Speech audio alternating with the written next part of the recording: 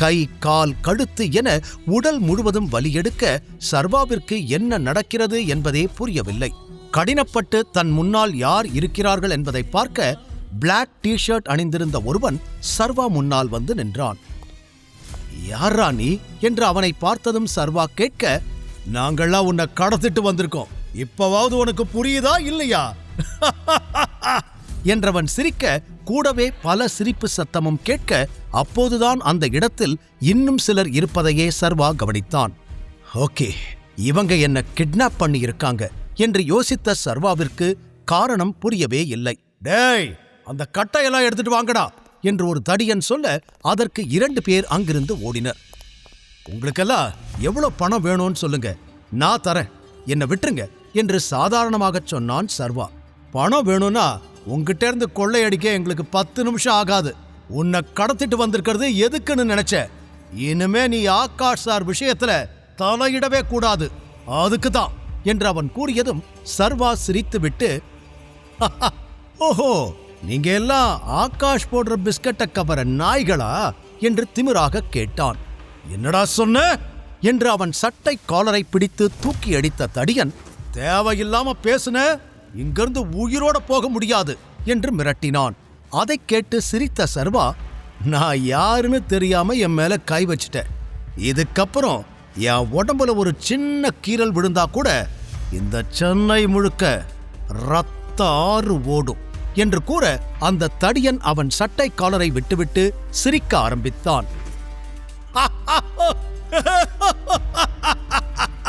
நீ ஒரு டெலிவரி பையன்னு கேள்விப்பட்ட, ஆனா ஹீரோ மாதிரி நல்ல டயலாக் பேசுறிய என்று அவன் சிரிக்க, ஆமாண்ண, படத்துல நடிக்க வச்சா நல்லா சம்பாதிக்கலாம் என்று ஏதோ பெரிய காமெடி சொன்னது போல அந்த கூட்டமே மாறி மாறி சிரிக்க ஆரம்பித்தது.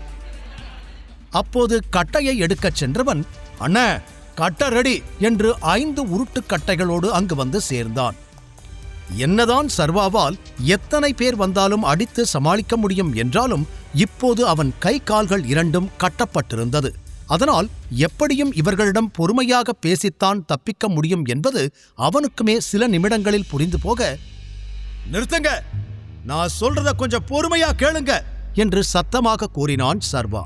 அனைவரும் அவனை பார்க்க, உங்களுக்கு ஒரு நல்ல ஆஃபர் நான் தரேன், நீங்க மட்டும் என்ன விட்டீங்கன்னா அந்த ஆகாஷ் கொடுத்ததை விட உங்களுக்கு நான் 2 மடங்கு பணம் தரேன், தேவைப்பட்டா அதுக்கு மேலையும் தரேன், என்ன சொல்றீங்க என்று கேட்க அதற்கும் சிரித்த அந்த தடியன், ஹேய் வாய மூடு, எங்களை பணம் கொடுத்து வாங்கிடலான்னு நினைச்சியா?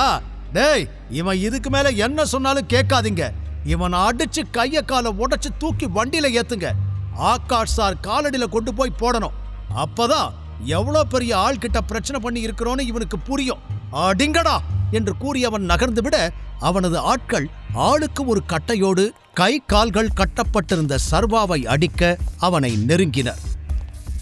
சேரில் கட்டப்பட்டிருக்கும் சர்வா ரவுடிகளிடமிருந்து எப்படி தப்பிக்கப் போகிறான்? சர்வாவிற்கு ஏதாவது நடந்தால் அவனது மாஃபியா குரூப் ஆகாஷை என்ன செய்யும்? அடிக்கிற அடியில இனிமே ஆகாஷ் சார் பக்கமே அவன் திரும்பி பார்க்க கூடாது என்று கூறி சர்வாவை அடிக்க கட்டையோடு அந்த கூட்டம் நெருங்கியது. ஒரு சேரில் கை கால்கள் கட்டப்பட்ட நிலையிலிருந்தான் சர்வா. அதில் ஒருவன் சர்வாவை அடிக்க கட்டையோடு வர சட்டென காலால் ஒரு புஷ் செய்து சேரோடு கீழே விழுந்து அந்த அடி தன்மேல் படாமல் காத்து கொண்டான். அதனால் சுத்திய கட்டை சர்வா மீது படாமல் காற்றை கிழித்து கொண்டு அவனை கடந்து சென்றது. அடுத்து வந்தவன், எஸ்கேப் ஆகவா பார்க்கிற என்று சர்வாவை ஓங்கி அடிக்க முயற்சி செய்தான். இப்போது கால்களையும் கைகளையும் அசைத்த சர்வா அவனை தடுக்க முயற்சி செய்ய அவனது கட்டை சர்வா கால் கயிற்றோடு சிக்கிக் கொண்டது. அந்த கட்டையை விடாமல் இறுகப் பிடிக்க முயற்சி செய்தான் சர்வா. கூடவே கட்டையை பிடித்திருந்தவனை எட்டியும் உதைத்தான். அதில் அவன் கட்டையோடு பின்னால் விழ சர்வா காலிலிருந்த கட்டும் அவிழ்ந்தது. டேய், உனக்கு அறிவில்ல, எதுக்கு அவன் கட்ட அவுத்து விட்ட என்று கத்திக்கொண்டு அருகில் வந்தான் அந்த கூட்டத்தின் தலைவன். இருங்க அண்ணே, நான் பாத்துக்கிறேன் என்று 3ஆவதாக வந்த ஒரு தடியன் சர்வாவின் தலையில் அடிக்க முயற்சி செய்ய கால் கட்டு அவிழ்ந்திருந்ததால் எழுந்து நின்ற சர்வா கட்டியிருந்த கைகளோடு அவர்களோடு சண்டையிட தயாரானான். அவனை அடிக்க வந்தவனை எட்டி வயிற்றிலேயே உதைத்திருக்க வலி தாங்க முடியாமல் கீழே விழுந்து அவன் அலற ஆரம்பித்தான். இன்னும் சேரோடு கைகள் கட்டப்பட்டிருந்ததால் அதை தூக்கிக் கொண்ட சர்வா அதை தனது ஆயுதமாக மாற்றியிருந்தான். அண்ணே, இவனை பார்த்தா சாதாரண ஆள் மாதிரி தெரியல, எதுக்கும் கொஞ்சம் பின்னாடி வாங்க என்று அந்த கூட்டத்தின் தலைவனை பின்னால் இழுக்க, கைய கட்டி போட்டுமாடா இவனை பார்த்து பயப்படுறீங்க என்று அவனை அடிக்க முன்னால் வந்தான் அந்த லீடர். கையில் இருந்த சேரை வைத்து பதிலுக்கு அவனை திருப்பி அடித்த சர்வா எதிரே இருப்பவர்களை குத்தி கிழிக்க தயாராக இருக்கும் காளை போல சீறிக்கொண்டு நின்றான். ஐயோ அண்ணே, நான் தான் சொன்னேன்ல, இங்கிருந்து எப்படியாவது எஸ்கேப் ஆகி போயிடலாவா என்று ஓடி வந்து அவனை தூக்கிய அடியாட்கள் வாண்ணா என்று கூறி அனைவரும் அங்கிருந்து ஓட ஆரம்பித்தனர். அதை பார்த்த சர்வா சத்தமாக சிரித்தான்.